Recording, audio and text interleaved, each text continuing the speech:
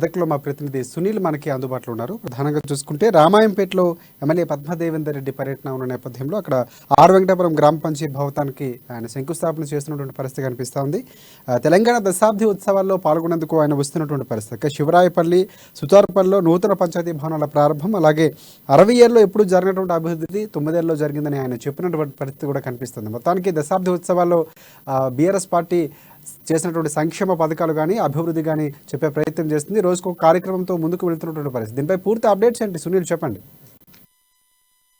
మెదక్ జిల్లా రామాయంపేట మండలం ఆర్ వెంకటాపూర్ సహా మరో 2 గ్రామాల్లో స్థానిక ఎమ్మెల్యే పద్మా దేవేందర్ రెడ్డి పర్యటించినటువంటి పరిస్థితి ఉంది. అయితే ఇదే విధంగా స్థానికంగా పలు అభివృద్ధి కార్యక్రమాలకు కూడా పద్మా దేవేందర్ రెడ్డి శంకుస్థాపన చేశారు. అనంతరం తెలంగాణ దశాబ్ది ఉత్సవాల్లో కూడా ఎమ్మెల్యే పద్మా దేవేందర్ రెడ్డి పాల్గొన్నటువంటి పరిస్థితి ఉంది.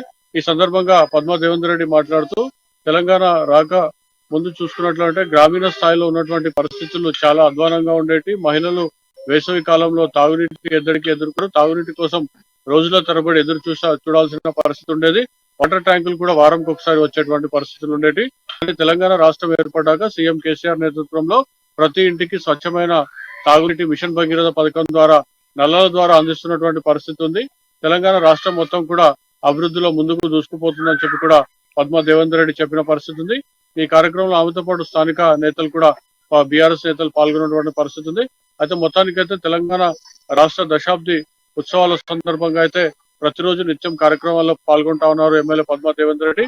మరోవైపు తెలంగాణ రాష్ట్రంలో జరుగుతున్నటువంటి అభివృద్ధిని చూసి పక్క రాష్ట్రాలకు చెందినటువంటి అధికారులతో పాటు వివిధ పార్టీల నేతలు కూడా మన రాష్ట్రానికి వచ్చి గ్రామీణ ప్రాంతాల్లో జిల్లా కేంద్రాల్లో కూడా పర్యటించి జరిగిన అభివృద్ధిని వారు చూసి తమ రాష్ట్రాల్లో కూడా అమలు చేయాలని చెప్పి కూడా భావిస్తున్నటువంటి పరిస్థితి. మరోవైపు పక్క రాష్ట్రాల్లో కూడా తెలంగాణలో జరుగుతున్నటువంటి అభివృద్ధి సంక్షేమ పథకాలు అమలు చేయాలని చెప్పి కూడా అక్కడి బీజేపీ పాలిత రాష్ట్రాల్లో కూడా ప్రజలు అక్కడి పాలకులపై ఒత్తిడి తెస్తున్నారని చెప్పి కూడా పద్మ దేవేందర్ రెడ్డి సందర్భంగా చెప్పినటువంటి పరిస్థితి ఉంది.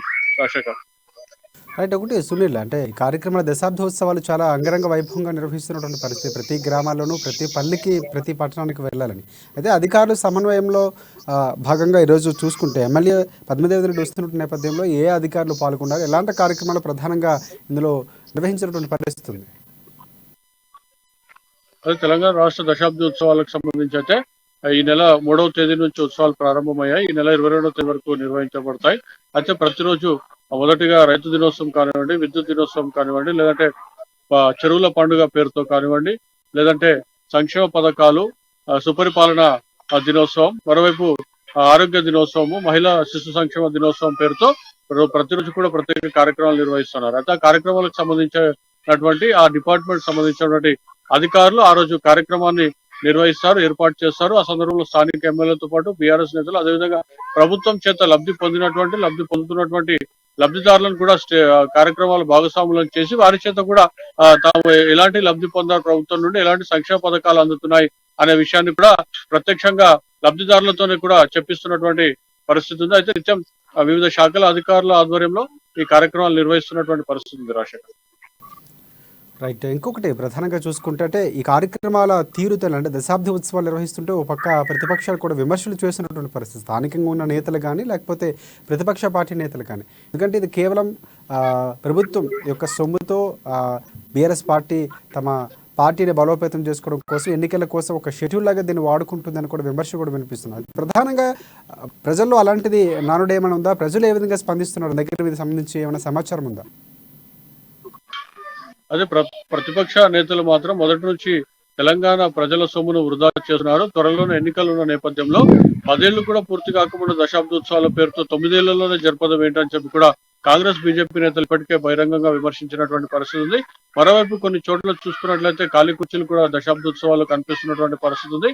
మరోవైపు ప్రజలు కూడా వేసవి నేపథ్యం కానివ్వండి, లేదంటే ప్రభుత్వంపై ఉన్నటువంటి కొద్దిపాటి వ్యతిరేకత కానివ్వండి, లేదా కొన్ని వర్గాలకు చెందినటువంటి సంక్షేమ పథకాలు అందకపోవడం, లేదంటే టిఆర్ఎస్ నేతలు స్థానికంగా ఉన్నటువంటి డబుల్ బెడ్రూమ్లకు సంబంధించి కూడా అక్రమాలకు పాల్పడ్డారని చెప్పి కూడా జిల్లా వ్యాప్తంగా కొన్ని గ్రామాల్లో నిరసన వ్యక్తం చేసిన నేపథ్యంలో డబుల్ బెడ్రూమ్ రాని లబ్ధిదారులు నిజమైన లబ్ధిదారులకు ఇవ్వలేదని చెప్పి ఆందోళన చేసినటువంటి కార్యక్రమాల్లో వారు మాత్రం పాల్గొన్నటువంటి పరిస్థితి ఉంది. మరోవైపు చూసుకున్నట్లయితే నిరుద్యోగులకు సంబంధించి కూడా ఎవరు కూడా పెద్దగా ఈ కార్యక్రమాల్లో యువత పాల్గొంటున్నటువంటి పరిస్థితి లేదని చెప్పవచ్చు. ఎందుకంటే టీఎస్పీఎస్ పేపర్ లీకేజ్ ప్రధాన కారణంగా కూడా ఇందుకు యువకులు చెప్తా ఉన్నారు. మరోవైపు నిరుద్యోగులు కూడా ఎక్కడ కూడా పాల్గొన్నటువంటి పరిస్థితి. కార్యక్రమాల్లో పాల్గొనేందుకు మాత్రం అధికారులకు ఖచ్చితంగా టార్గెట్లు విధించి మరి ఇక ఏ శాఖకు సంబంధించిన ఆ కార్యక్రమం అంటే ఆ శాఖకు సంబంధించిన గ్రామ స్థాయి నుంచి మండల స్థాయి, జిల్లా స్థాయి అధికారులు అందరూ కూడా టార్గెట్లు విధించి మరి కూడా ఆ లబ్ధిదారులు ఏదైతే ఉంటారో వాళ్ళందరికీ కూడా సభకు తీసుకురావాలని చెప్పి కూడా అనధికారంగా చెప్తున్నారని చెప్పి కూడా ప్రతిపక్షాలు ఆరోపిస్తున్నటువంటి పరిస్థితి ఉంది రాజశేఖర్.